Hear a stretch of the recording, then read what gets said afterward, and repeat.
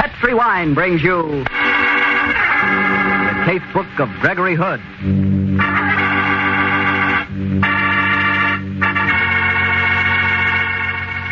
Tonight, the Petri family, the family that took time to bring you good wine, invite you to listen to the adventure of the Beeswax Candle, another exciting story from the Casebook of Gregory Hood. I hope you're sitting back in a comfortable chair after a good dinner. Did you try my suggestion to start that dinner with a glass of Petri California Sherry? Petri Sherry is the best beginning a good meal ever had. When you pour yourself a glass of that Petri Sherry, just look at the color. A beautiful deep amber. Then hold that glass of Petri Sherry up to the light. Notice how clear Petri Sherry is.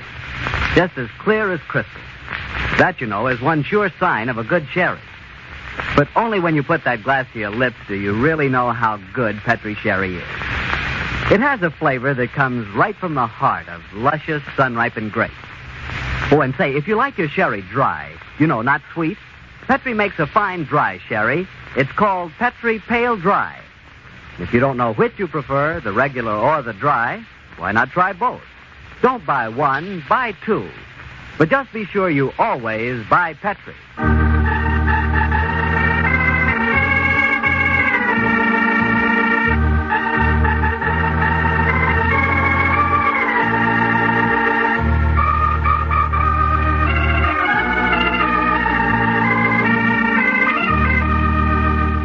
Well, it's Monday night in San Francisco, and we have a weekly date with Gregory Hood and his friend Sanderson Taylor. Tonight's rendezvous is at one of this city's favorite and most colorful meeting places, the top of the Mark Hopkins Hotel. Let's join them there, shall we? Harry Bartell, how are you? Evening, Mr. Taylor. Hello, Gregory. Hello, Harry. Come and sit down. We were just discussing a story. It's really Sandy's story, so I'll let him set the stage for us. Go ahead, Sandy. Well, Harry, though it's an adventure that happened last January, it's as vivid in my memory as if it had taken place yesterday. It all began one evening when Mary and I were driving home from a party in the Berkeley Hills. Mary, for your edification, Harry, being what Earl Wilson would refer to as Sandy's B.W. B.W.? Beautiful wife. I get it. Go on, Sandy. We were driving the Packard convertible, but even with fog lights, we could barely see the white line in the middle of the road. Everything was a grayish blanket. And though it was only a couple of miles from the party to our home, we managed, among the twistings of all those unaccountable streets in the hills, to get completely and utterly lost. I didn't dare drive beyond the pace of a somewhat depressed and anemic snail, and as we crawled along, I prayed that the white line would lead us somewhere familiar. Sandy, this fog's rather exciting, isn't it? It doesn't make driving exciting, Mary. I can hardly see the white line. I'm afraid we're lost, darling. It's like a dream world. The kind of night when anything could happen. A night for adventure. You sound like Gregory. All I want is home and bed. Oh, that's nice, too. But tonight I think it's rather gay and romantic to be lost with you in the hills. After 7 years of marriage, darling, that's very flattering. Listen to that man playing the clarinet. Isn't it good? Excellent. I wonder who lives around here that plays like that. Sounds like a professional. Darn it, even the street lights are off. Power failure, I guess. My, but it's quiet. The sort of night that... The devil's that? Somebody's in trouble. Stop the car, Sandy. But, darling, it's the middle of the night. We can't see a hand in front of us. Stop the car, Sandy. That sounded like a woman screaming. Come on, Sandy. It came from this direction. Well, wait for me, Mary. Wait for me, darling. Where are you? Mary! Mary! Mary!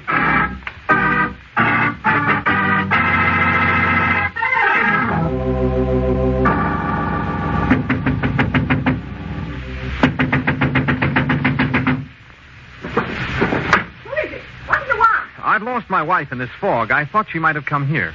She ain't come here. I'm not surprised you lost her. Why don't you keep keeping dollars and let Christian both sleep?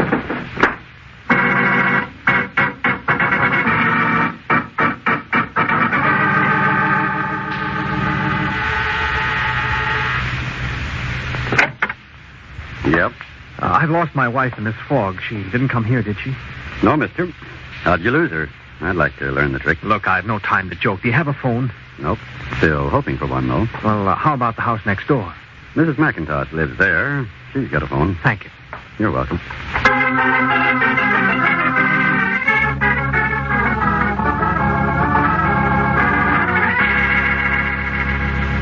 Why, you poor man. Of course you can use my telephone. It's over there. Oh, thank you so much, Mrs. McIntosh. This is no night for a young girl to be running around by herself.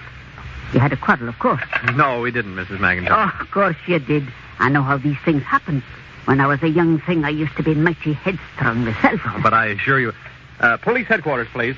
Mrs. McIntosh, we heard a scream as we were crawling along. I stopped the car and... Police headquarters, Lieutenant King speaking. Oh, this is Sanderson Taylor. I'm up in the Berkeley Hills, and my wife just jumped out of my car and disappeared in this fog. What happened, Mr. Taylor? Did you have a spat? No, we didn't, Lieutenant. As we were driving along, we heard a scream. I stopped the car, my wife jumped out, and just disappeared. Okay, I'll be over in a patrol car. Oh, where are you? Just a moment. What's the address here, please? 114 Ogden Drive. 114 Ogden Drive. I'll make it as fast as I can in this fog. I'll be waiting for you. And now I'll make you a nice, strong cup of tea. And then you can tell me what you quarreled about.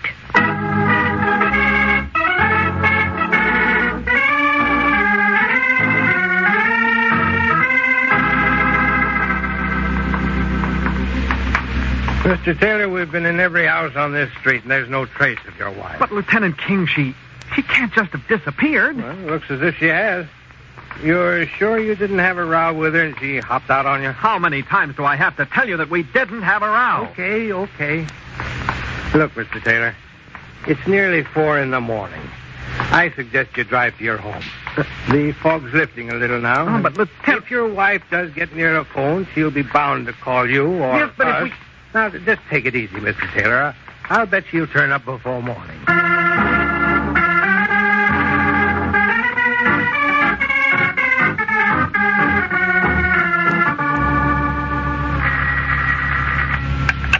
Good morning, Gregory Hood, importers. This is Sanderson Taylor. Hello, Mr. Taylor. Is Mr. Hood there? He just left. Oh, Lord, I've been calling him all night. Do you know where he went? Yes, Mr. Taylor. He's down at the dock supervising the unloading of a cargo. Do you know the name of the boat or the pier number? I don't know the name of the boat, but I think he said pier number 16. Pier 16. Okay, if he should call you, tell him I'm driving over there right away.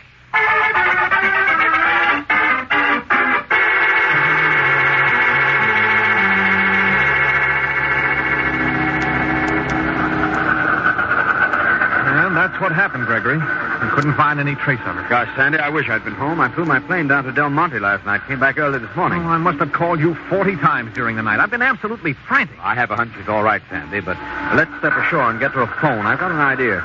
Oh, Lundborg. Yes, Mr. Wood. You take over the unloading. Okay, Mr. Wood. Be very careful with that Peruvian consignment. I've got a special client lined up for those Inca headdresses. Right you are, Mr. Wood. All right. Now, come on, Sandy.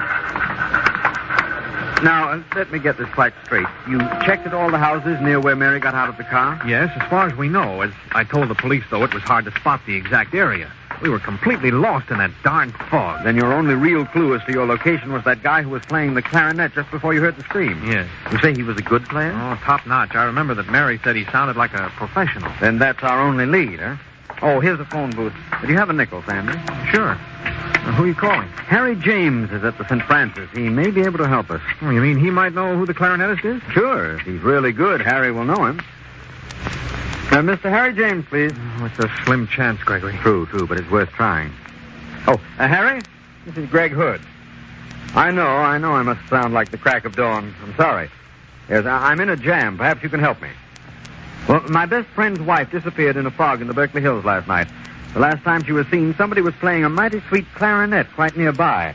I thought you might know if there are any really good clarinet players living in Berkeley. You do? Yes, I will. Name of Bill Cooper, huh? Do you have his address, Harry? We're in luck, Sandy. Oh, he knows the clarinet player in Berkeley. Yes, he's looking up his address. Oh, yes, Harry? His address is 109 Martin Way. Much obliged to you, Harry. Yes, I'll call you later. We might have dinner together. So long, and thanks a lot. You had your car here, Sandy? Sure. Good. Then let's head out across the bridge and pay a visit to Bill Cooper, the sweet clarinet player.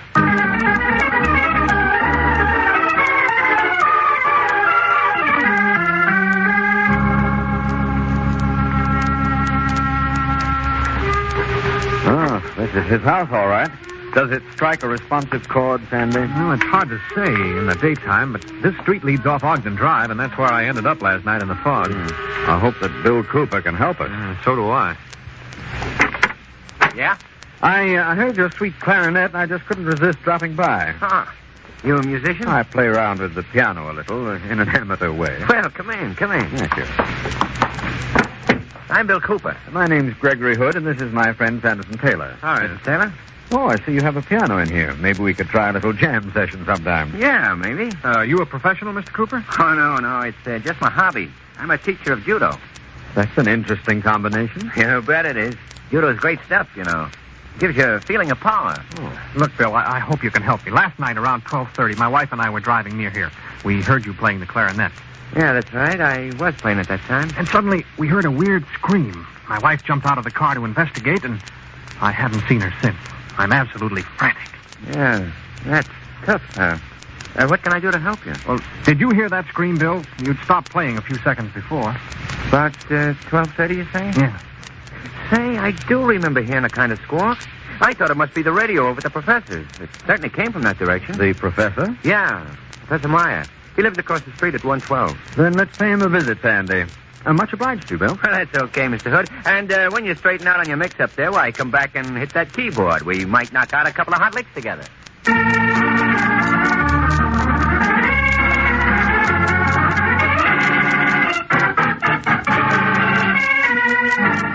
Mr. Gregory Hood, so I am glad that at last you have come to investigate the house next door. And why should I investigate it, Professor Meyer? It's a house of mystery. Strange things happen there. Things I do not understand. Lights and noises. And last night, when I am in bed, I think I hear a scream. You don't mean the house across the street, do you, Professor, where Bill Cooper, the clarinet player, lives? No. I mean the house next to me. It's supposed to be empty. An empty house in this day and age?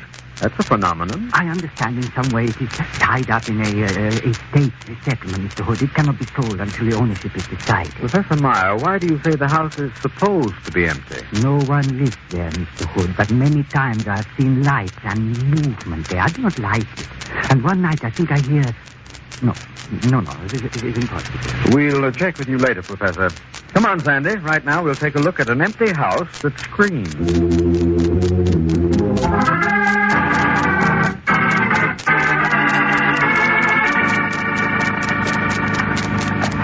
The house looks deserted, Gregory. Yes, it does, Sandy. Front door's locked, huh? Yes, but the lock's old-fashioned. I think the skeleton key will do the trick. I suppose I'm condoning a burglary, Gregory. I don't think they'll send us up the river on this one. Open sesame. Come on, Sandy.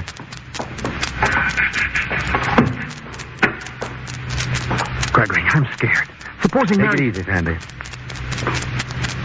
Well, the house is unfurnished, and yet... Gregory! What is it? Footprints in the dust.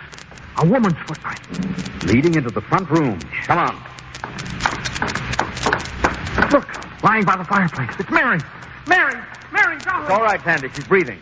She must have been drugged. I'll run back to Professor Myers and call the police and get them to send an ambulance. Do that, Sandy, though. Before you go, I suggest you take a look by the window there. God. A bearded man lying on the floor. He's unconscious, too. If you look closer, you'll see that he's wearing a knife in the breast pocket. A knife that's in up to the hilt. Sandy, I'm afraid we're now mixed up in murder.